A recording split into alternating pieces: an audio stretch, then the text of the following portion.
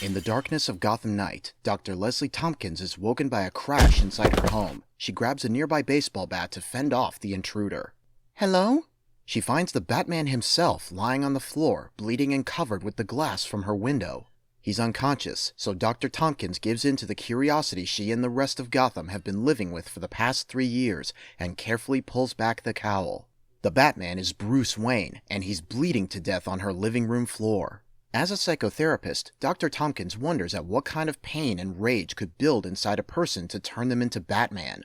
Yet, she's almost not surprised. She'd seen that rage back when Bruce Wayne was a child. She warned him that, uncontrolled, that rage would someday get him killed, and it will if she doesn't help him.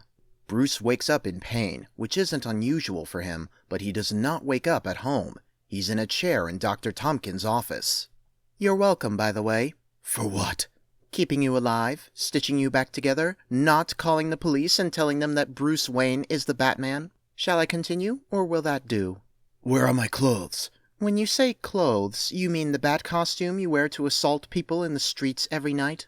Where are they? Sit down, and tell me what happened to you tonight. And why would I do that? Because if you can't reasonably argue why you don't need psychiatric help, I am going to tell the world Bruce Wayne is Batman, and it will be for your own good.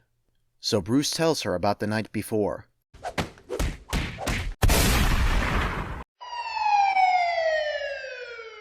It was pretty standard for Gotham. Guns, explosives, masked criminals, and car chases. Batman rode the criminals to ground on his motorcycle and broke a few of their bones so they wouldn't be making trouble for a while. It was all fine until he got knifed. He roamed the streets, on the edge of losing consciousness, stashed his bike, and made it to Dr. Tompkins' apartment. I went to the ends of the earth to learn to control the monster, not to purge the fear or the pain, but to become it. He insists, making an argument to support his special brand of crazy.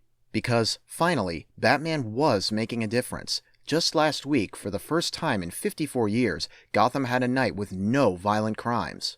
But crimes or no crimes, something is clear to Dr. Tompkins. Bruce Wayne may well be insane, but he isn't going to sit here and let her help him unless he has to. So she makes a deal. He comes to her apartment every day at dawn so they can discuss the events of the night before, or she calls the police and reveals the truth to the world. Bruce Wayne reluctantly signs the agreement. The next day, a detective named Blair Wong meets with the CEO of Wesker to review recent evidence in her case against the Batman. Despite the vigilante constantly escaping the GCPD, Detective Wong knows how to track his movements. There were always clues, like webs of cables leading from rooftop to rooftop around the city, and several motorcycles hidden carefully in various alleyways to help him get around. Today, she is lucky enough to secure some video footage from Wesker's vast array of security cameras all over the city, revealing a bat-shaped image ziplining through the sky. Mr. Wesker implies that the rich and mighty 1% of Gotham might be tempted to take matters into their own hands if the police do not stop the bat from destroying their stuff. It feels like a threat, and gets her to thinking that only certain people can afford replacement ziplines and motorcycles. Maybe Detective Wong should have been paying closer attention to Gotham's 1% from the start. These thoughts are only confirmed on her elevator ride back to the lobby where she is witness to a rare sighting of Wesker's son, Arnold, who speaks to himself in sporadic, frightened tones until he gets off the elevator at his floor. Yes, the rich are quite talented at hiding things, mentally ill offspring, tax evasion, insurance fraud, and maybe even vigilantes. Back at her desk, Wong can't shake the feeling that she's onto something. Wong, get your ass in here! The briefing the chief calls her to is made up of several other cops, including Hatcher, whom she swore had been suspended some time ago, and shockingly, a new guy from Homicide. But why? Why would her Batman case be suddenly tied to homicide detectives? And then she sees the security video. 3 prisoners kneel atop a tall building, execution style. Batman paces behind them, and then, one by one, he shoves them to their deaths. The footage is disturbing, but Detective Wong keeps her cool. This evidence is a way to both answer questions and ask more. Where did the footage come from? Wesker? How interesting considering her visit just recently. Was there audio? No. What about a good image of Batman? It looked pretty fuzzy from the distance. She's not the only one asking questions. What about the perps? Hatcher asks. The Batman? The victims, I mean. Must be somebody's perps if Batman's kicking them off the rooftops. He's right, of course. All 3 of the victims had spent time in Blackgate for murder. By dawn the next morning, Dr. Tompkins has already heard about the murders. She waits restlessly for her new client. When Bruce arrives, she demands to know the truth. There's an imposter. Someone's out there pretending to be Batman. It's a brilliant setup. Hide behind my mask. Leave me the blame for a killing spree. Even if I find him and stop him, it's impossible to prove who did what. There's no going back now. Back at home, Bruce ponders over the victims the imposter has left in his wake. He's disturbed, however, by a knock at his door. It's Detective Wong. She'd been questioning Gotham's wealthy and influential, the type of person who could afford zip lines and motorcycles all over the city, and Bruce Wayne is next on her list. The next time Bruce Wayne enters Dr. Tompkins' living room, he's all bloodied up again. He explains that he broke into Wesker's surveillance network to get a copy of their system, more cameras for himself to track the imposter with. Turns out, Wesker had beefed up security lately. His saving grace was that the person he'd fallen in with to escape was Wesker's son, Arnold, who, besides begging Batman to kill his father, had not posed a real problem. Regardless, Batman was in the system now. He copied the access so that when the imposter struck again, he'd be able to see it. In the meantime, he has a date to make. It had all started when Detective Wong showed up at his door. "Mr. Wayne, hi. I'm Detective Blair Wong. I was wondering if you had a minute to talk about the Batman?" To avoid suspicion, Bruce invites her in. The detective explains that they found a tire with a partial VIN on one of the many motorcycles Batman hides around the city. That VIN led her to Wayne Enterprises. "You're asking me if I sold Batman some tires? It's a little below my pay grade, Detective." "I was hoping you would let me take a look at your books, just to fully cross you and your organization off the list." She explains her theory that the man behind the mask, and now the murders, must have a wealthy benefactor of some sort. Maybe Batman was no more than a hitman some large company hired to commit insurance fraud or tax evasion. Maybe someone rich had a bone to pick with these criminals. Maybe it was all an elaborate scam. "Wayne Enterprises doesn't have anything to hide, Detective." He said she could look at the company books, and that should have been the last of it, except Bruce wasn't making any headway to stop the imposter, and the murders just kept rolling in. Detective Wong had access to police files he didn't, and she'd lost her parents, much like he had. All he had to do was use that to get close to her, so he does. He dates her, charms her, and empathizes their shared loss. Until, finally, she falls in love, and maybe he does a little bit too. With Blair asleep in the bed they just shared, Bruce helps himself to her laptop and downloads her report files. He learns that 8 of the imposter's 11 victims so far had overlapping sentences at Blackgate. All victims were killed within a 3-mile radius, and most telling of all, 9 of the 11 victims were sentenced by the same judge, a man named Alex McCard. A crashing window wakes McCard. Before he knows it, the Batman has him in a chokehold. "What do you know about the killings?" "What?" "The victims. You sentenced almost all of them." And they were let out after you and Gordon threw me and the judge Ward under the bus for doing deals with the 3 families.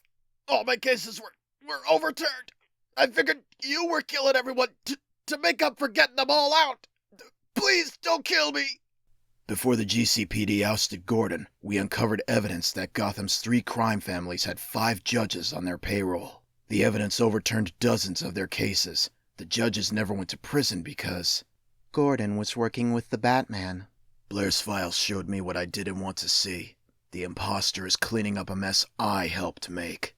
The Batman has killed 12 people in the last 60 days, but finally, Detective Wong has found a lead, a rat catcher named Otis Flanagan. Wong and her partner, Hatcher, arrest the man, but on their way back to the precinct, Batman runs the cop car off the road.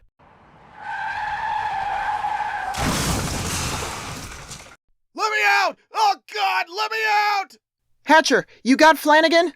Wong hears movement by her car. Through the smoke, she finds her target and points her gun at Batman's head as he tries to get Otis out of the car. "Don't move!" Batman kicks her aside, grabs the handcuffed villain, and disappears. He takes Otis for questioning. Who is the imposter? Where is he? Dr. Tompkins cannot believe what she's just heard. There's no going back from this, Bruce. Was it worth it? Batman doesn't have an answer. He'd kidnapped a civilian from police custody. He'd tortured that civilian for information. Dr. Tompkins was right. There is no going back. But Otis did have information that he needed. The imposter had a hideout in the sewers. When Batman finds the hideout, he finds a gun with a detailed squid imagery on the metalwork, a map of the city, and the imposter himself. The two immediately get into a fight. The man is well-trained, fast, and violent. Then, a bright light suddenly flashes in Batman's face, followed by a dozen laser sights from the guns of Gotham's finest. The imposter disappears into the shadows and escapes. Bruce is left surrounded by the police. It's too perfect, too coordinated, as if the police knew exactly where to go, exactly when to come. With little time to think on it further, Batman fires his grappling gun and escapes streetside. Injured from the fight, Bruce struggles to get away, his vision blurred and the entirety of Gotham police after him. He tries to get away via zipline, but a certain detective has every intersection and every common rooftop watched by helicopter. Avoiding the helicopters, Batman jumps from roof to roof, only to find his escape route sabotaged. Batman falls to his knees as a bullet flies through his chest. Let me see your hands! Now! Before Detective Wong can do anything, Batman reaches up slowly and pulls off the cowl. No. I don't kill people. Batman does not kill people. There is someone else pretending to be me, doing the killing. But it was you on the street.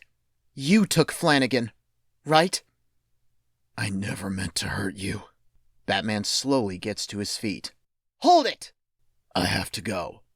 What part of "you're under arrest" do you not understand? Either put me down or let me go. There is no other option. As the dawn comes and as it passes, Dr. Tompkins is left to wonder if Bruce Wayne is even alive. Detective Wong is having a similarly awful morning. Batman is Bruce Wayne. She can't get the images out of her head. Bruce Wayne is Batman.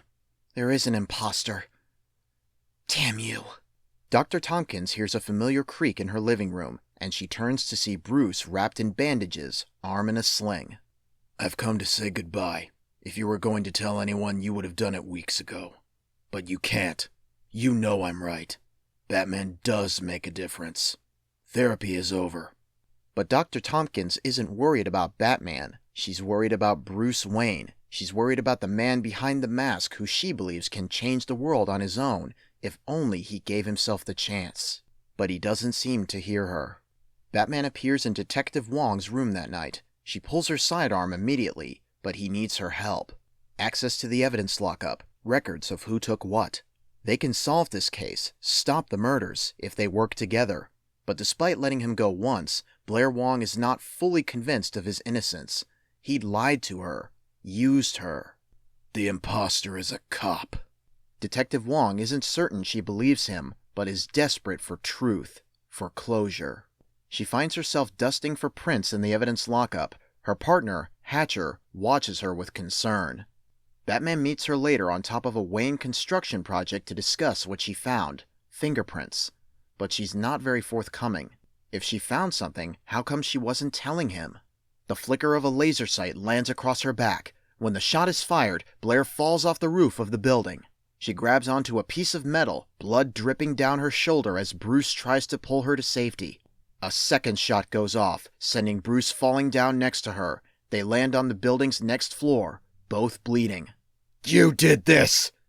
As the imposter throws Bruce around like a rag doll, Blair reaches for her sidearm. You understand? I want you to understand!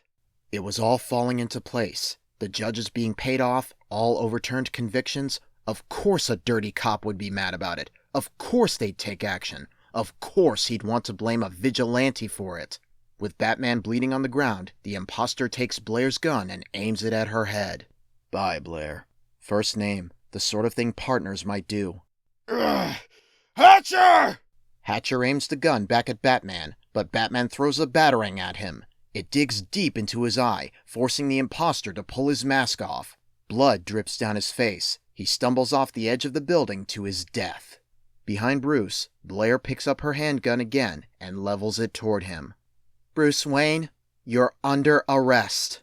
He might have saved her, but he had still kidnapped a civilian, still tortured a man. Okay.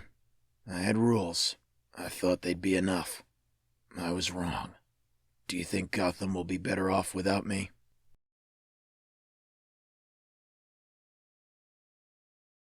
Maybe Batman is dead, and maybe he's still alive. Maybe he's a killer, or maybe he's just.